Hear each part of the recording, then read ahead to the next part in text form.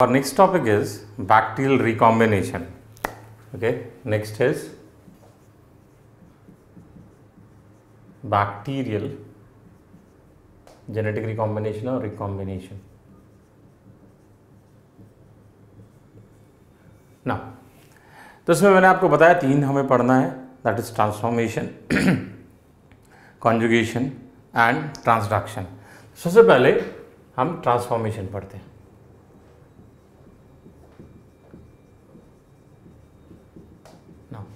Transformation was discovered by Griffith.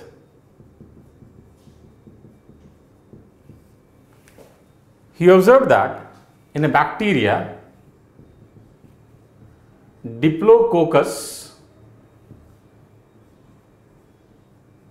pneumoniae, which is responsible for pneumonia, there are 2 strains, that is R strain and S strain. Now this R stands for rough and S stands for smooth. Now ये जो R strain है इसके पास capsule नहीं है, तो this strain is without capsule. और आपको भी थोड़ी देर पहले मैंने बताया था कि अगर कैप्सूल नहीं है तो बैक्टीरिया क्या होगा? नॉन पैथोजेनिक, क्योंकि capsule is responsible for pathogenicity. Now in smooth strain capsule is present,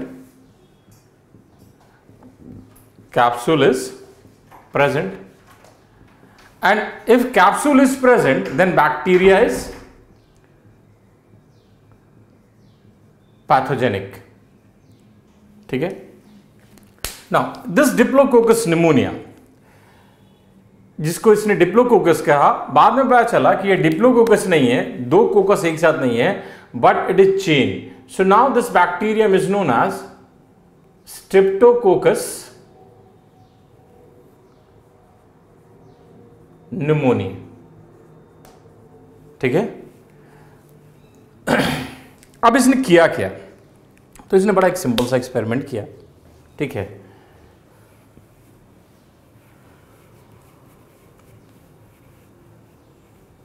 इसने कुछ चूहे लिए.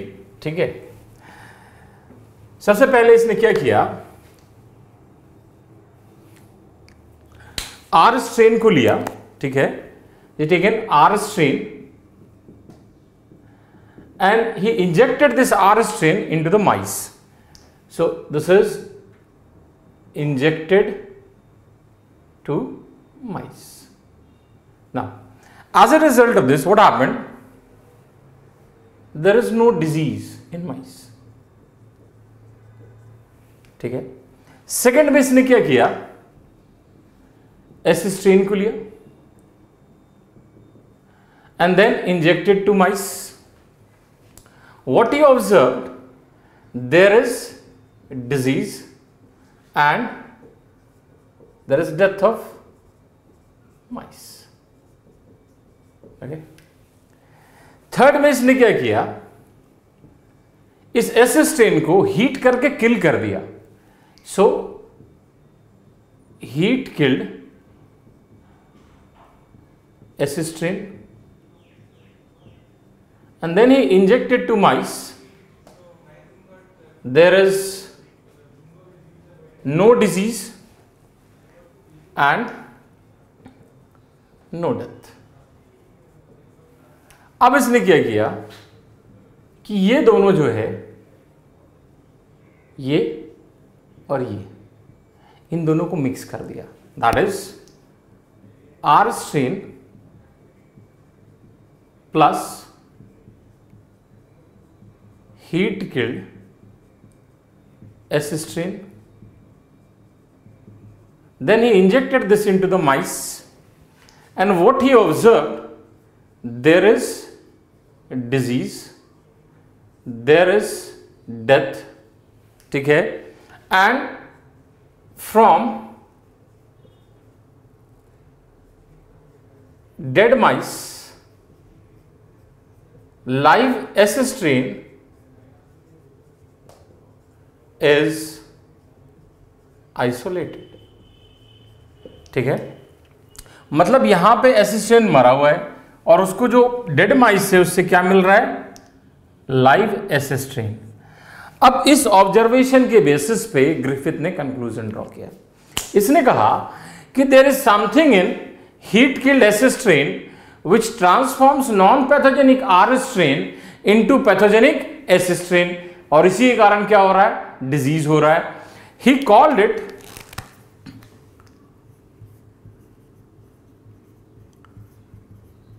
transforming principle,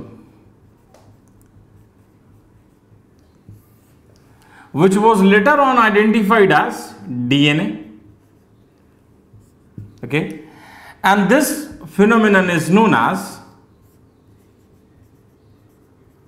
transformation. ठीक है, so he discovered transformation. अब इसमें से हम क्या और जान सकते हैं, हम ये कह सकते हैं कि जो आरएनए है, सॉरी जो डीएनए है आर स्ट्रेन का, उसमें ये एबिलिटी है कि वो हीट किल्ड एस स्ट्रेन के डीएनए को सराउंडिंग से पिक कर सके. ठीक है, so this ability of DNA of R strain to pick DNA of heat killed S strain from the surrounding is known as competence. It is known as competence. ठीक है, अब इससे एक और इन्फ्रेंस हम ड्रॉ कर सकते हैं जो कि आप मॉलिक्यूलर बेसिस ऑफ इनहेरिटेंस में डिटेल में पढ़ेंगे कि हमने किल कर दिया इस एस स्ट्रेन को हीट करके, बट इसके डीएनए का नेचर चेंज नहीं हुआ. That means DNA is thermally stable. So through this experiment we can infer that DNA is thermally stable. तो ये हमारा क्या एक्सपेरिमेंट था, ट्रांसफॉर्मेशन का, बैक्टीरियल ट्रांसफॉर्मेशन कैसे होता है. नेक्स्ट जो हमारा आता है उसको हम लोग कहते हैं conjugation.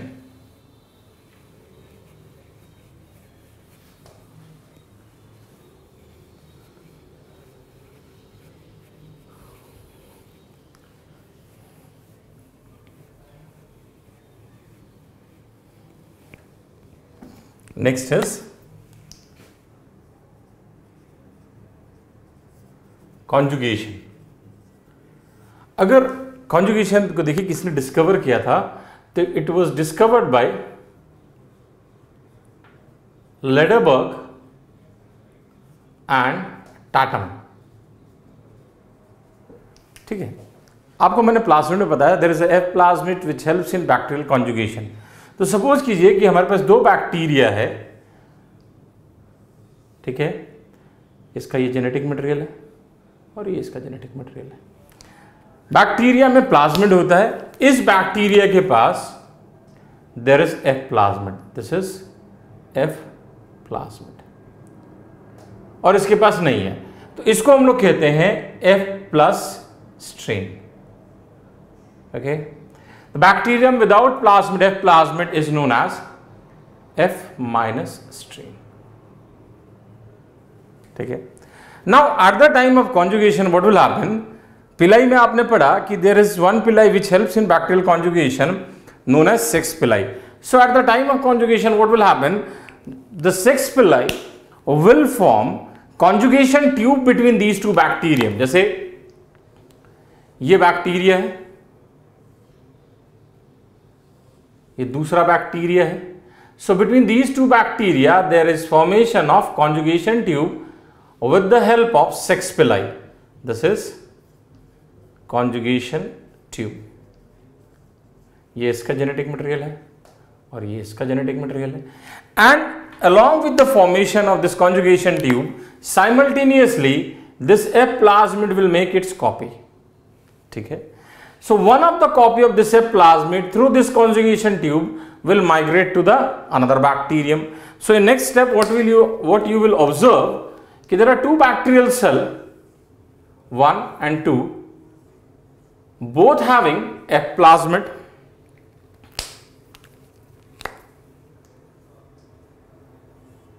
so this will also become F plus strain and this will also become F plus strain. That means conjugation is accomplished.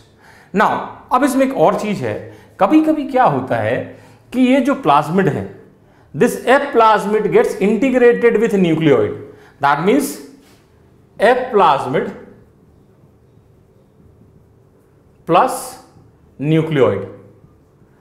अगर F plasmid न्यूक्लियोइड से ज्वाइन कर गया, the resultant structure is known as episome. Okay, now this episome formation makes this bacterium high frequency strain. So as a result of formation of this episome, this bacterium becomes HFR strain or high frequency strain. ऐसा क्यों कहते हैं हम इसको? हम इसलिए ऐसा कहते हैं कि once there is formation of episome, the rate of conjugation increases up to 1000 times. मतलब क्या हुआ कि पहले 1 मिनट में अगर मान लो एक कॉन्जुगेशन हो रहा था, and if there is formation of episome, then the rate of conjugation will be 1000 bacterium per minute, and that's why this bacterium is known as high frequency strain or HFR strain. चलिए, next is transduction.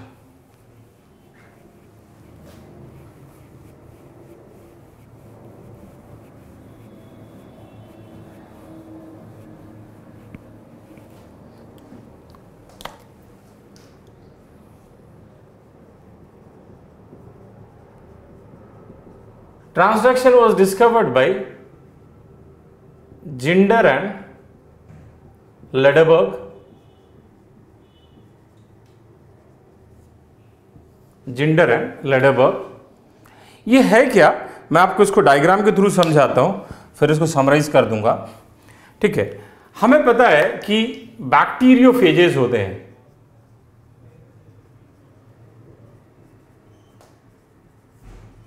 ये जो bacteriophage है, basically these are virus विच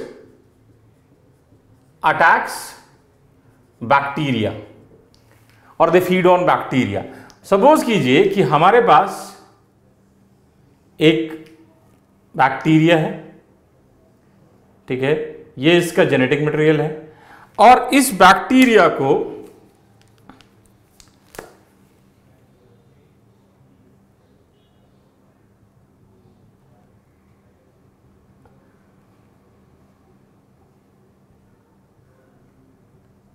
इस bacteriophage ने attack किया. This is bacteriophage. तो सबसे पहले क्या करेगा, ये बैक्टीरियोफेज अपने जेनेटिक मटेरियल या अपने डीएनए को बैक्टीरियल डीएनए से इंटीग्रेट कर देगा, जोड़ देगा. मतलब क्या होगा, नेक्स्ट स्टेप में आप क्या देखेंगे कि आपको कुछ ऐसा स्ट्रक्चर नजर आएगा. ये हमारा हो गया बैक्टीरिया, ठीक है, ये हमारा है बैक्टीरियल डीएनए, और ये हमारा जो बैक्टीरियोफेज इससे अटैच हुआ, और ये अपने डीएनए को इससे इंटीग्रेट कर देगा. अब क्या करेगा, इसका डीएनए जो है वो बैक्टीरियल डीएनए को कंट्रोल करेगा. और किस लिए कंट्रोल करेगा, ये कहेगा कि भाई मेरे लिए अपना मेरा पार्टिकल बनाओ. So large number of viral particle will be produced.